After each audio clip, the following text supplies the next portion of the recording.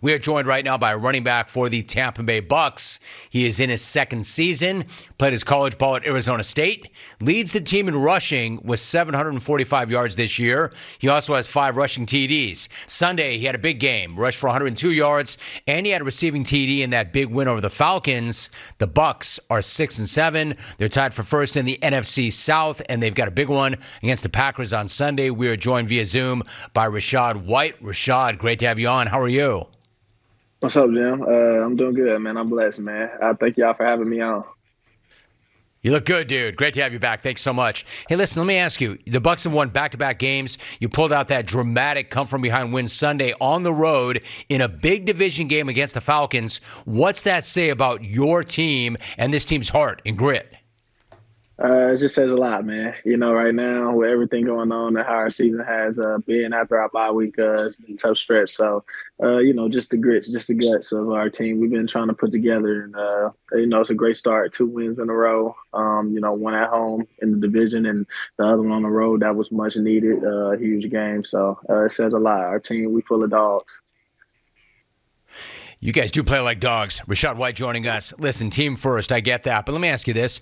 After starting 8 games last year, you've been essentially RB1 from week 1 this year. You've responded in a big way. You lead the team in rushing. You're the 3rd leading receiver on that team with 48 receptions.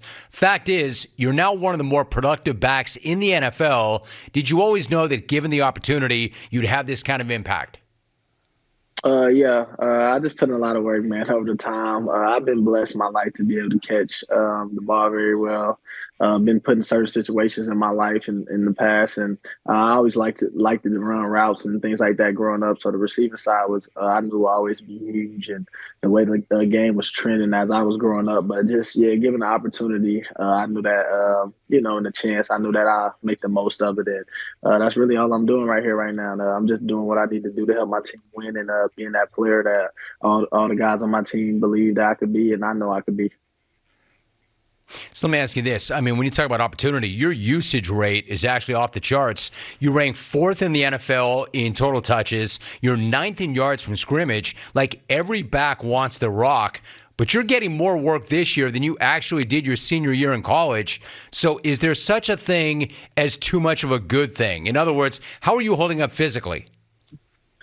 So I was crazy. I was just on the phone with my boy this morning, and actually, throughout my whole career, like even my during college, all this, like my whole time playing football, even in high school, I would just tell him like this the most I didn't touch the ball in my career in a season. Like you said, with the touches and the carries, and I think 201 is the most carries I've had in a football season, literally not even since then. Like I never had it in high school, never had it then. So I've just been great, man. I put a lot of money, put a lot of time in my body, man. Like today I got 3 body work sessions. I've been blessed and fortunate of God too, on that side of just being able to be healthy. My whole career, being fortunate to be on the lucky side of to not have a serious injury or things like that. And I've been very healthy for most of my football career. So that's credit to God and just credit to me, just in the people I got that work on my body and do a great job of just keeping me up and steady and maintaining. You know, I really like that because the fact of the matter is body is temple, body is your moneymaker. You should invest in your body. I mean, that is your moneymaker. I'm kind of curious, when you talk about the time and money you spend in, without giving me the idea of how much money, can you give me an idea, like, what do you do to invest in your body, to maintain your body, to make sure you're right? What types of things? It's really a lot to go with it.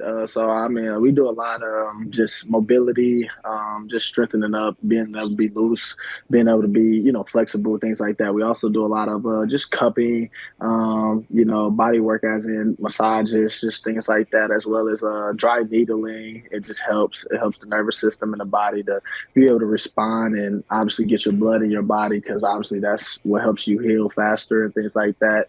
The blood flow and just getting it right. And honestly, just a lot of little things that just goes into it, and just activating and making other parts of my body like strong in a deep season or a tough season, like when you get this deep into the season. So It's just a lot. Like I said, a lot of money, a lot of time, literally. Like, I mean, I woke up, I had this morning, like I'm 9 a.m. I'm in there with one of my guys at his facility. Then after that, right at 11, leaving his facility, I go to one of my other guys. And then I got my massage lady. She's going to be on the way here in a couple hours. So it's like, it's huge. Like, it's huge. Dude, you're a pro. You're a pro. You've already figured this out early in your career. What about fuel? What do you do for nutrition? What do you fuel yourself with? What about food? What's your approach? Yeah. So I mean, I just try to make sure you maintain and you eat 3 days. I mean, eating 3 meals a day. I do the best I can at that. So it's just certain little things. The Bucks do a good job of feeding us. So just a lot of like rice, chicken, protein, things like that. And obviously, I gotta have my vegetables. Asparagus, green beans, just certain things like that. Sometimes, of course, you go out of that. Like I'm not perfect. Sometimes I get a burger. Sometimes I want Chick-fil-A. Just life. You know what I'm saying? So there's certain days that we plan out the week, me and my nutritionist for the Bucks and things like that, of where I can have a cheat day and where I gotta be disciplined and maintain it. And the biggest thing is just make sure you stay hydrated. Like drink a lot of water, and I drink a lot of water and Gatorade, man. And them two are the biggest things I drink. Other than that, I drink some Minute Maid lemonade here and there. Other than that, I drink Gatorade, lemonade rarely, and water. So. Yeah, and I'll bet you sleep, too. You got to sleep. You got to rest. You got to recover. Rachaad White joining us. I appreciate the approach. Hey, listen, again, team first, but you're now just 255 yards away from a 1,000-yard season rushing. No Buck has done that since Doug Martin, the muscle hamster, did it back in 2015. How much would that milestone mean to you if you hit that number? It just mean a lot. It mean a lot for sure for the crew, Buccaneers, the organization. It just mean a lot of course, for me. Just being able to do that, accomplish that, like you said, 2015, man. That's like 8 years ago or so, man. Going on about 9 or so. So, I mean, it's just huge. But it also goes to show like how hard it is to get 1,000 yards in the league, and how tough it is. And I mean, it's been some great backs still to come through here, and just for me to be able to have a chance to accomplish that, me and my whole line, we know that. And yeah, and then after we accomplish that, we're going shopping, we're going to do something, we're going on a trip, we're going to do something for sure. Dude, what do you do for the line? If you get that number, you know you needed some help, and I know you appreciate the big dudes up front. What will you do for those guys if you hit 1,000? Man, I just know they're gonna get some gifts, man. Some good gifts that they'll like, not a good amount of like money like spent into them, man.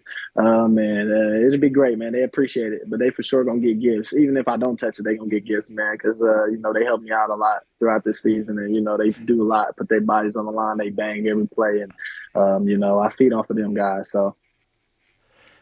Dude, there's no doubt in my mind. You appreciate everybody and everything around you. Rachaad White's joining us. I mentioned Doug Martin, man.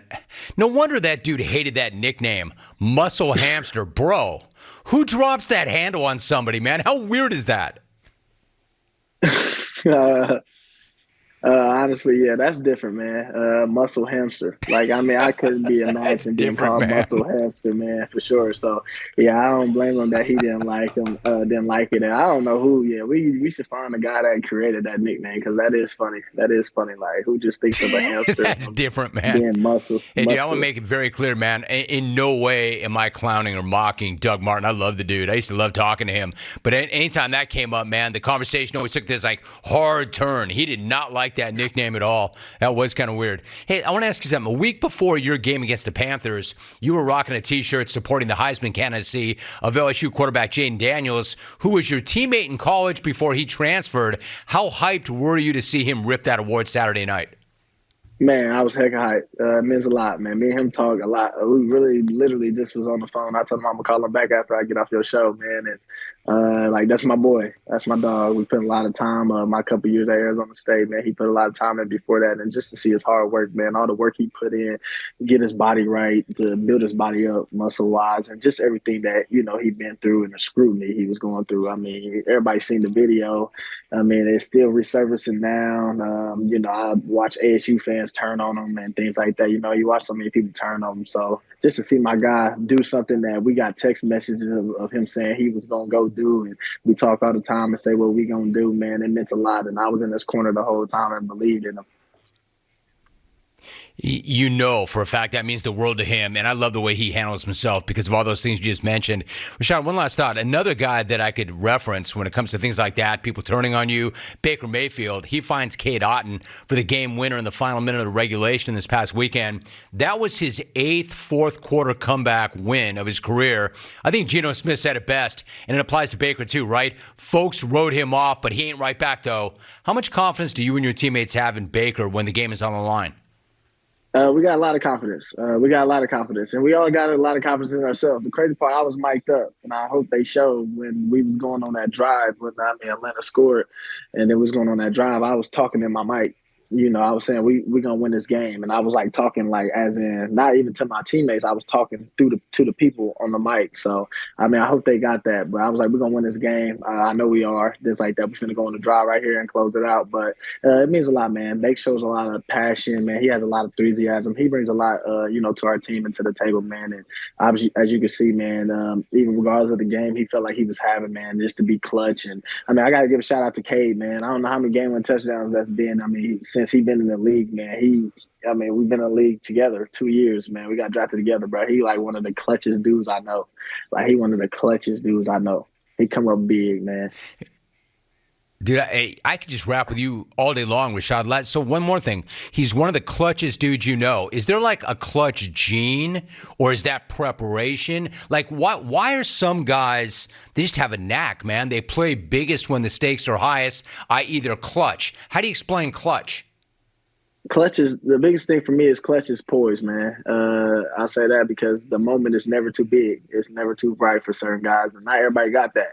Heart be beating. Some guys be scared in the moment. So you could say preparation obviously goes into that, but you also got to say like confidence and belief. Someone's confidence and belief in themselves and bake confidence and belief in the play design and the trust and confidence in Cade to throw it up to him. That's like the second game or so, third game this year.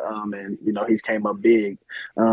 In a clutch moment, I just say that goes to show a lot, man. Just his heart, man, and him. I don't even know if he had another catch all game, but just to grab that one when the game was on the line, man. You just see it, man. It's poised. Not everybody can do that. So I lied. Here is my last question. When you said I knew, you said into the mic, we're going to win. We're going to win. I know we're going to win. How did you know? Is it a tribute to the guys in the locker room? How were you so sure that you guys were going to come back and rip that game?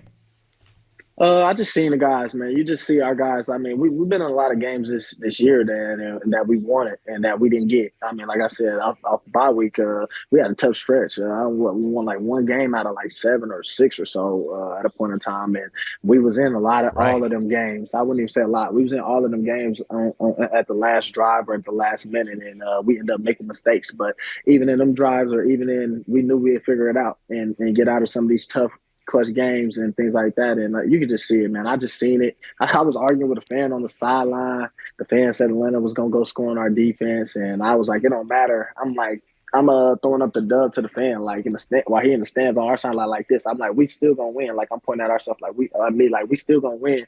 And he was pointing at Baker. And I was like, it don't matter. Watch. We still going to win. And then we go out there, Atlanta score that drive on our defense, and then we go out there and we just, close it out. And then our defense did a good job of just holding them at the end.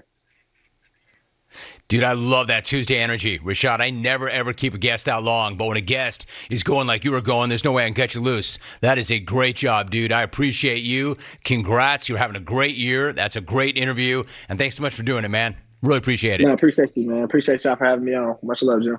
Thank you so much for watching. Please like, comment, and subscribe, and hit the bell to be the first to know when we do upload a new video.